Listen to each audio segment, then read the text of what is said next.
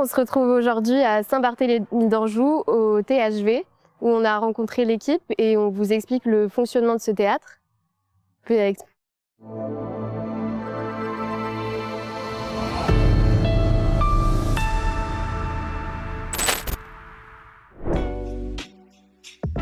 Le THV, c'est l'acronyme du Théâtre de l'Hôtel de Ville. C'est pour ça que la mairie et le théâtre partagent leurs locaux. On a posé des questions à un responsable du guichet unique pour en apprendre un peu plus sur cette collaboration. C'est vrai que c'est une singularité à la mairie de Saint-Barthélemy d'avoir à la fois l'accueil d'un service administratif et puis également l'accueil d'un théâtre avec une billetterie. C'est assez singulier, mais c'est intéressant dans le sens où un usager qui entre dans le hall, soit pour venir d'un côté ou de l'autre, eh bien s'il vient fréquenter le service administratif, il va avoir une vue sur l'offre culturelle, et puis quelqu'un qui vient un soir au spectacle va pouvoir aussi comprendre quels sont les services qui sont proposés ici à l'hôtel de ville. Au THV, il y a 2 personnes qui gèrent la logistique et le côté financier des spectacles. C'est la chargée de production et la chargée d'administration, et on leur a posé quelques questions. Moi, mon travail, c'est de mettre en œuvre, en fait, d'accueillir les artistes au théâtre et de faire en sorte que tout se passe bien durant leur séjour. Les contraintes, peut-être qui peuvent arriver de dernier moment, les changements auxquels il faut être réactif. Après, c'est pas forcément une contrainte parce que c'est aussi le spectacle vivant, donc voilà, c'est de l'humain derrière et il peut y avoir des empêchements, des choses qui changent et c'est à nous d'être réactifs. Et donc, je m'occupe des budgets, des contrats, voilà, des sous. Moi, je vais m'occuper par exemple de toutes les demandes de subventions, parce que l'argent qu'on touche au THV, il vient de l'État, de la région, alors plus maintenant, du département et de la ville. Quand on a les sous, j'écris un budget. Donc, je sais que je vais avoir, on est autour de 800-900 000 € par an au total.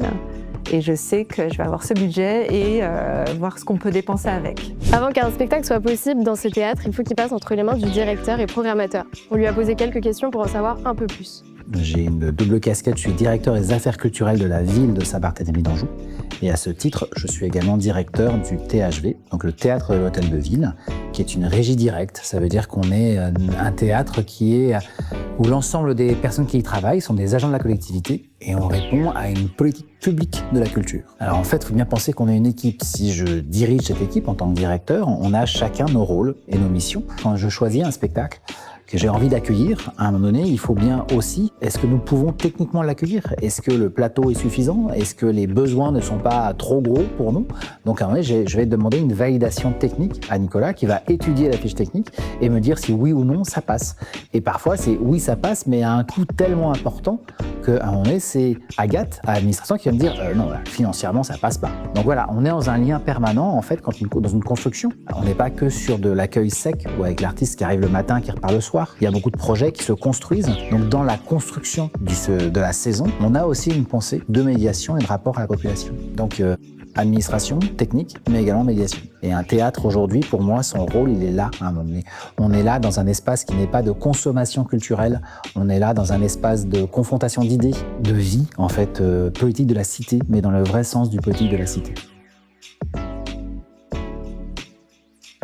C'est dur de faire vivre un théâtre sans que personne ne soit au courant qu'il existe. Alors c'est pour ça qu'il y a la chargée de communication et on lui a demandé de nous expliquer comment ça fonctionne, la promotion des spectacles. Pour faire connaître les spectacles et les événements du théâtre, j'utilise plusieurs moyens, plusieurs canaux. Le numérique, avec tout ce qui est les réseaux sociaux, site internet, newsletter. Puis après, tout ce qui est effectivement print, donc c'est effectivement les affiches, les flyers, les programmes, tout ce qui peut se diffuser, se décliner, voilà, sur tous les supports. Un artiste reste un humain, il a besoin de se restaurer. On a demandé à la cuisinière comment elle fait pour nourrir toutes ses bouches. Je cuisine principalement pour les compagnies, les artistes, et je leur fais à manger en fonction de leur régime. Un artiste qui est accueilli dans un hôtel, qui mange dans un restaurant ailleurs que sur le théâtre, sur son lieu de représentation. Et puis, du coup, c'est vrai que ça met moins de lien entre le spectacle et puis ceux qui travaillent dans l'ombre, on va dire. Donc là, ce qui est agréable, c'est que on se retrouve souvent autour d'un repas et puis on peut parler avec les artistes, on peut découvrir plein de plein de personnes, plein de styles différents, des spectacles différents. Voilà. L'artiste un jour m'a dit, pour le bon déroulement du spectacle, un artiste qui mange bien, c'est un spectacle qui se passe super bien. Donc voilà, je pense que il avait tout dit ce jour-là. Je préfère tout. Non, ici, j'aime bien cuisiner, donc voilà, j'aime quand ça reste à échelle humaine surtout, et puis j'aime la convivialité, j'aime accueillir. Puis après, c'est pas négligeable, je vois tous les spectacles, je rencontre beaucoup de gens, beaucoup d'artistes, c'est hyper enrichissant, et l'équipe est super. Donc voilà, tout est super. Excusez-moi, est-ce que vous sauriez où est l'atelier? J'ai un interview avec le directeur technique. Je reçois les fiches techniques souvent 6 mois avant, voire 1 an avant. Donc déjà, je travaille avec la direction pour valider les choix quand il y a des fiches techniques complexes. Et puis 3 à 6 mois avant, je travaille un petit peu.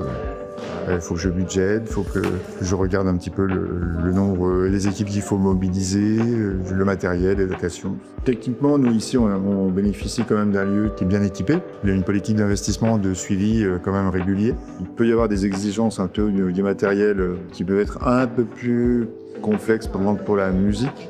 On est sur un autre type de projet avec des productions. C'est beaucoup plus vertical. C'est pas du tout la même façon de fonctionner que pour la danse au théâtre. Nous, on travaille aussi avec des partenaires dans le département, avec qui on travaille à mutualiser le matériel. En sachant tout ça, on va pouvoir profiter du spectacle et on remercie l'équipe du THV de nous avoir appris tout ça.